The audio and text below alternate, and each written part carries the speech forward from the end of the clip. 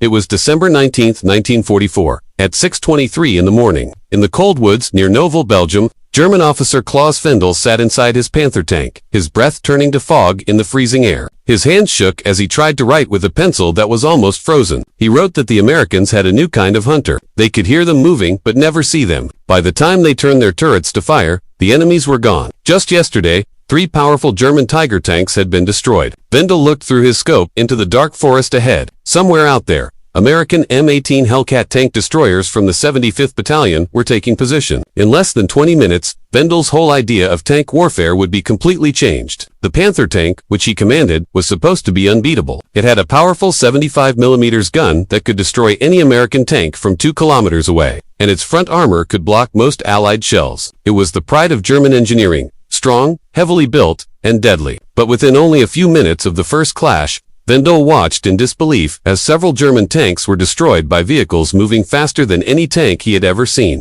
The Battle of the Bulge was 4 days in, and German tank crews across Belgium and Luxembourg were realizing something terrifying. The Americans had built a tank destroyer that didn't fight with strength or armor, but with incredible speed. The story of the M18 Hellcat began in December 1941, when America had just entered the war. While Germany was designing bigger and stronger tanks like the 45-ton Panther and the 70-ton King Tiger, American engineers at General Motors decided to take a totally different path. They focused on speed and agility instead of heavy armor. The U.S. Army's idea, guided by General Leslie McNair, was simple: find the enemy, strike fast, and destroy them before they could react. This idea led to the creation of the M18 Hellcat. It was designed by the Buick Motor Division in Flint, Michigan, under engineer Joseph Roberts. The design demands were extreme: a fast tank destroyer that could reach over 50 miles per hour, carry a 76mm gun, and still weigh less than 20 tons. The only way to do this was to keep the armor thin. The Hellcat's thickest armor was just about 25mm on the front and only 12mm on the sides,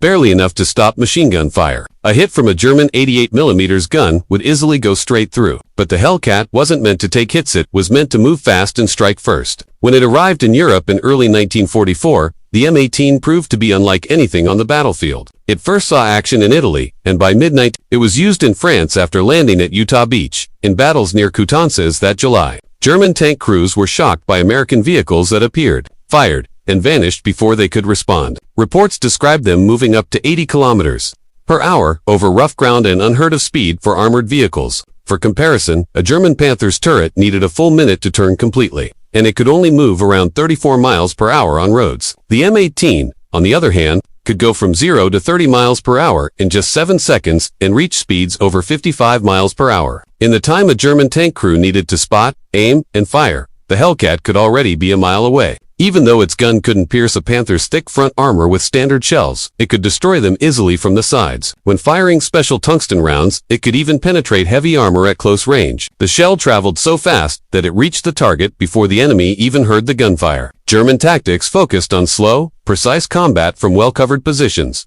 using strong armor to survive. The Hellcat completely broke this rulebook. American crews were trained in Texas never to stay still for more than half a minute after firing. Their motto was simple: speed is life. Instead of standing and trading shots, they would hit once and quickly move to a new position. Between 1943 and 1944, about 2,500 Hellcats were built. Though this was fewer than expected, it was still faster production than the Germans could match. While German factories struggled to make 90 Panther tanks a month, the Americans were already completing thousands of Hellcats. Losing a tank for Germany was a major blow, but for the Americans, it could be replaced almost instantly. The M18 used an aircraft engine, giving it incredible acceleration for its size. Its lightweight and advanced automatic transmission meant it could move easily through mud and snow where heavy German tanks got stuck. The Hellcat first proved its worth during the breakout from Normandy in 1944. Instead of moving slowly and cautiously, its crews attacked from unexpected directions, surrounding German tanks before they could even react. In September 1944, during the Battle of Ercourt, the M18's speed and tactics shocked the Germans again. In thick fog, American Hellcats destroyed dozens of German tanks while losing only a few of their own. It became clear that the Americans' shoot and move method worked. Then came the Hellcat's greatest test, the Battle of the Bulge. In December 1944, near Bastogne, the 75th and 609th Tank Destroyer Battalions fought side by side with the 101st Airborne Division. In 2 days of fierce fighting near Nauville, small groups of M18s managed to destroy around 30 German tanks, while losing very few of their own. Their actions delayed the German advance by 48 hours. buying crucial time for Allied reinforcements to arrive. By the end of the war, the Hellcat had proven itself as one of the most effective tank destroyers ever built. It wasn't the heaviest or the toughest, but it was the fastest, and that made all the difference. The 75th Battalion later received a Presidential Unit Citation for its heroic stand at Bastogne between December 18 and 27, 1944. On Christmas Day alone, they destroyed 27 German tanks while losing only 6 of their own M18 Hellcats. They fought the 15th Panzer Grenadier Division and still managed to keep an incredible kill ratio even in desperate combat. During the siege of Bastogne, the 75th destroyed about 40 German tanks while losing only 6 M18s, an impressive record of nearly 7 enemy tanks destroyed for every one lost. The M18 Hellcat performed even better in bad weather. German heavy tanks often got stuck in mud or snow, but the Hellcat's lightweight and wide tracks allowed it to move easily. When thick fog covered the battlefield during the early stages of the Battle of the Bulge, the Germans lost their usual advantage of long-range attacks. American crews, trained to fight up close and move fast, adapted perfectly to these conditions. Because the Hellcat was light, it could cross smaller bridges that heavy German tanks could not. While massive King Tiger tanks needed extremely strong bridges, the Hellcat could cross almost any bridge that could hold a large truck. This flexibility became a huge advantage during river crossings, such as at the Rhine, where the Germans had to search for bridges strong enough to hold their heavy tanks. But the M18s easily crossed on temporary ones built by engineers. Between 1943 and 1944, American factories built around 2,500 M18 Hellcats. While Germany struggled to make enough tanks, they produced about 6,000 Panthers, fewer than 500 King Tigers, and just over 1,300 Tiger I tanks in total. The difference in industrial capacity was huge. America could build around 8 tanks or tank destroyers for every Panther the Germans made. The U.S. also produced over 49,000 Sherman tanks, 2,300 M10s, 2,700 M36s, and more than 88,000 other armored vehicles. German tank crews weren't just outmatched in tactics, they were vastly outnumbered. By late 1944, German crews were often poorly trained. Many new recruits had only 2 weeks of instruction before being sent into battle. In contrast, American Hellcat crews received months of intense preparation at Camp Hood in Texas. Later, renamed Fort Hood, the training lasted 17 weeks and focused on speed, maneuvering, and quick decision. The camp could train up to 100,000 soldiers at once, with dozens of battalions practicing rapid firing, fast movement, and coordinated teamwork until it became instinct. Soldiers even trained under live fire in a simulated battlefield environment to prepare for real combat. By late 1944, German crews were often poorly trained. Many new recruits had only 2 weeks of instruction before being sent into battle. In contrast, American Hellcat crews received months of intense preparation at Camp Hood in Texas. Later, renamed Fort Hood, the training lasted 17 weeks and focused on speed, maneuvering, and quick decision. The camp could train up to 100,000 soldiers at once, with dozens of battalions practicing rapid firing, fast movement, and coordinated teamwork until it became instinct. Soldiers even trained under live fire in a simulated battlefield environment to prepare for real combat. By the end of 1944, American tank destroyer tactics had become battle-tested and highly effective. Their field manual made the mission clear. The goal was simply to destroy enemy tanks. Commanders explained that seek meant scouting aggressively, strike meant destroying with accurate fire rather than direct charges, and destroy meant finishing the job with clever, flexible tactics. Early in the war, the Americans learned that rushing head-on into German tanks was suicide. Instead, they developed strategies based on stealth, surprise, and mobility. Hellcat crews often worked in small groups called wolf packs. 3 or 4 M18s would coordinate attacks using radio communication, moving constantly while covering each other with overlapping fields of fire. This made them unpredictable and deadly. By the end of the war, Hellcat units had destroyed hundreds of enemy vehicles. Records show they destroyed over 520 enemy tanks and armored vehicles in total, most in Europe, with about 216 M18s lost. This meant that for every 2 Hellcats destroyed, they took out around 5 enemy vehicles, one of the highest success rates of any U.S. armored vehicle in the war. Some battalions performed even better. The 63rd destroyed around 90 enemy tanks, and the 74th achieved similar numbers, including 39 in one battle at Ericourt. The 75th's record at Bastogne 40 destroyed for 6 lost stood out as one of the most impressive. The 601st Tank Destroyer Battalion had the highest record of all, with nearly 23 enemy tanks destroyed for each Hellcat lost. Most Hellcat losses came from direct enemy fire, mainly from tanks and anti-tank guns, which accounted for about half of all destroyed M18s. Around a third were lost to mechanical problems, while the rest were destroyed by infantry weapons, artillery, or mines. The difference in design philosophy between German and American tanks was clear. The The Panther weighed about 45 tons with thick armor on the front. The Tiger weighed 57 tons, and the King Tiger nearly 70, with incredibly thick armor. The Hellcat, in contrast, weighed less than 20 tons and had very thin armor, just enough to stop small weapons fire. But this light build allowed it to move so fast that it became almost impossible to target. A Hellcat, moving sideways at full speed, could cross a Tiger's line of fire in just a few seconds too fast for the German gunner to react. The Hellcat was also far more reliable. It used a proven airplane engine that started quickly even in freezing weather. German tanks, with their complex engines and transmissions, often broke down or needed long warm-ups. The Panther's gearbox was fragile, and many Tiger E's failed mechanically before they even reached combat. The Hellcat's simple and dependable design meant it kept running under almost any condition. On top of that, the Americans had better logistics. Their tanks almost never ran out of fuel or parts thanks to supply systems like the Red Ball Express, which kept the front line stocked day and night. German tanks, on the other hand, often sat useless for lack of fuel or replacement parts. By the winter of 1944, German fuel shortages were so severe that one reason for launching the Battle of the Bulge was to try to capture Allied fuel depots. The M18 Hellcat was a perfect example of American strategy during World War II, using speed, flexibility, and industrial power to overcome heavier but slower enemies. Because Germany was short on fuel, its tanks often had to fight from fixed positions, which gave a big advantage to the fast-moving American M18 Hellcat. Each Hellcat was equipped with reliable radio and intercom systems, like the STR-508 or STR-528, allowing crews to communicate clearly during battle. By contrast, many German tanks in late 1944 had broken or poor communication systems and often had to rely on signal flags or pre-planned strategies. This difference had a major impact on the battlefield. Hellcat crews could talk to each other instantly, plan their moves in real time, and attack from multiple sides in a coordinated way. German tanks, unable to communicate properly, could not match this level of teamwork or speed in response. Before the Hellcat made its name in Northwest Europe, its abilities were first noticed in Italy. In May 1944, during the breakout from Anzio, the 894th Tank Destroyer Battalion's Hellcats went up against the German Hermann Göring Panzer Division. The area was full of hills, vineyards, and stone walls terrain that should have slowed the M18s down, but instead, it made them seem even more powerful. The Hellcats could climb steep slopes at speeds German tanks couldn't match even on flat ground. They appeared quickly in several places at once,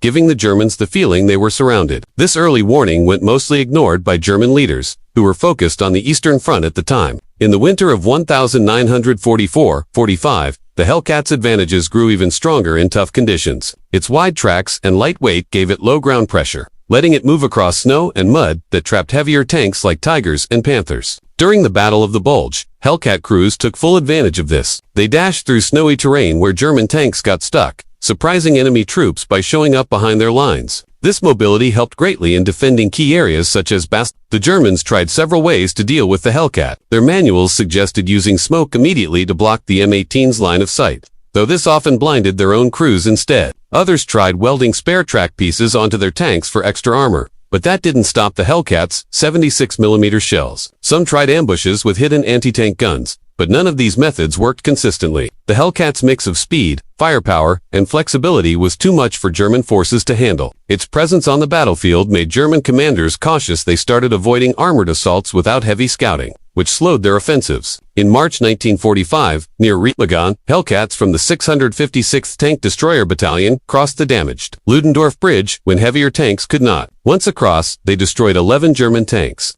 including 2 King Tigers that couldn't move fast enough in the tight terrain. This proved how useful the M18's lightweight could be. Unlike heavy German tanks that needed strong bridges and clear paths, the Hellcat could cross almost anywhere, showing up where the enemy least expected it. By April 1945, in the Ruhr Pocket, German Army Group B was surrounded. Hellcats from the 893rd Battalion carried out fast, aggressive attacks, driving deep into German positions at nearly 60 miles per hour on open roads. These strikes came before German officers even realized their front lines had been broken. The M18 had reached its peak speed as a weapon, mobility as protection, and surprise as its main tactic. German defenses built to stop slow, heavy tanks were useless against Hellcats that could simply drive around them. After the war, U.S. Army studies confirmed the Hellcat's design was a success despite its light armor. Its 76mm gun couldn't always pierce the front armor of Panthers or Tigers, forcing crews to rely on fast, flanking attacks, with standard shells only able to penetrate about 93mm of armor at 500 yards.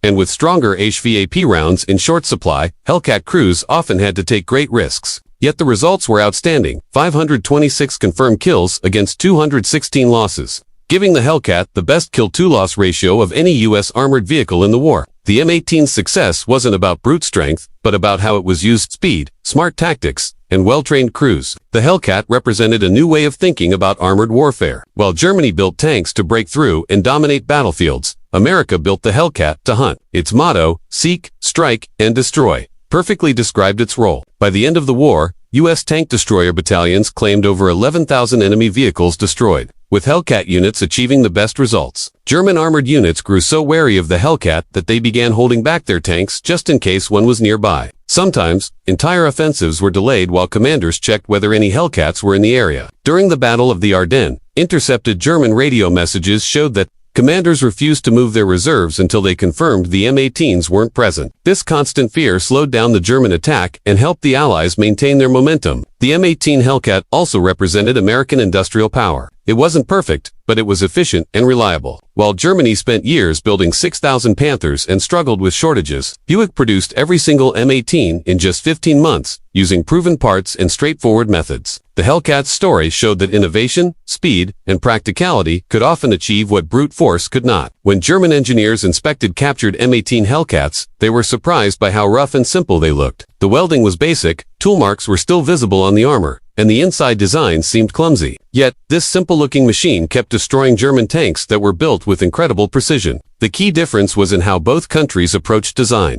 Germany focused on creating mechanical masterpieces, while America focused on making practical, effective machines. Behind all the numbers and reports were young soldiers on both sides who paid the real price. By 1945, many German tank crews were just teenagers. Everything they had been taught about superior machines and tactics meant nothing when their advanced Panthers and Tigers were destroyed by fast Hellcats, striking from surprise positions. American crews also faced their own struggles. Their speed gave them an edge, but also meant launching sudden attacks that left German crews with no time to surrender. The M18's thin armor made it extremely risky when hit. The results were often fatal. However, the open turret surprisingly improved the crew's chances of survival about 80%, compared to only 35% for German heavy tanks. The M18 Hellcat's influence didn't end with World War II. After the war, military experts studied it carefully and realized that mobility and speed could sometimes be more important than heavy armor. Modern tactics like shoot and move were inspired by how the M18 was used between 1944 and 1945 at Fort Moore, once called Fort Benning. A restored M18 Hellcat still stands today as a symbol of American creativity and how smart production and quick tactics could overcome more advanced enemies. The M18 was produced in 15 months from July 1943 to October 1944 with a total of 2,507 units built by Buick in Flint, Michigan. Each cost around $57,500 at the time. It could reach speeds of 55 miles per hour, even up to 60 miles per hour when unrestricted, and could accelerate from 0 to 30 miles per hour in just 7 seconds. It had a range of around 100 miles, and excellent power for its weight. During the war, M18s destroyed 526 enemy vehicles while losing 216 of their own, giving them an impressive kill ratio of more than 2 to 1, the best among American armored vehicles. German tanks, by comparison, were much heavier and slower. The Panther weighed around 45 tons and could reach 34 miles per hour. The Tiger I was 57 tons with 100 millimeters of armor, and only 1,347 were built. The Tiger II, or King Tiger, was nearly 70 tons with even thicker armor, but only 492 were produced. Ironically, it was German tank design philosophy that made the Hellcat so effective. Germany kept building bigger, slower tanks, Panthers, Tigers, and King Tigers that became easy targets for fast, mobile enemies. If Germany had focused on lighter, quicker tanks, the Hellcat would have been far less successful. By making super tanks, Germany trapped itself, creating machines too heavy to adapt to the fast pace of modern warfare. The Hellcat, like a racing car with a gun, could attack and disappear before its opponents even reacted. The M18 proved that winning a war doesn't always require the strongest machine, it requires the right one, used in the right way. German crews in their impressive but heavy tanks were defeated by American crews in what looked like fragile vehicles. It was a powerful lesson that strategy and practicality can beat technology. Historian Stephen J. Zalaga once said the M18 was badly balanced, too much speed and too little armor, and that its success came mainly from the skill of its crews. But that imbalance was actually the key to its greatness. The lack of armor forced Hellcat crews to rely on speed, surprise, and smart tactics. These were what led to the highest success rate of any U.S. armored vehicle in World War II. for German tank crews in 1944 and 1945. Facing the Hellcat meant having just 3 minutes to live. From the first sound of the engine to the final impact of a shell, they had 3 minutes to spot, aim, and fire while the Hellcat was already speeding to its next position at 55 miles per hour. In most cases, those 3 minutes ended with their tank in flames. The Hellcat showed that in modern combat, speed doesn't just give an advantage, it can make strength meaningless. Surviving German tankers learned that the best protection isn't always thick armor, but not being where the enemy can hit you. The most powerful gun is the one that fires from a place the enemy doesn't expect. The greatest victories come not from building the strongest machines, but from building the ones best suited for the battle at hand. In those few minutes of combat lay the difference between old and new ways of thinking, between clinging to perfection and embracing practicality. The M18 Hellcat, lighter and weaker on paper, defeated some of the most feared tanks ever built through speed, training, and innovative use. For German crews, 3 minutes was all they had, and for most, it was all the time they had left. Asterisk.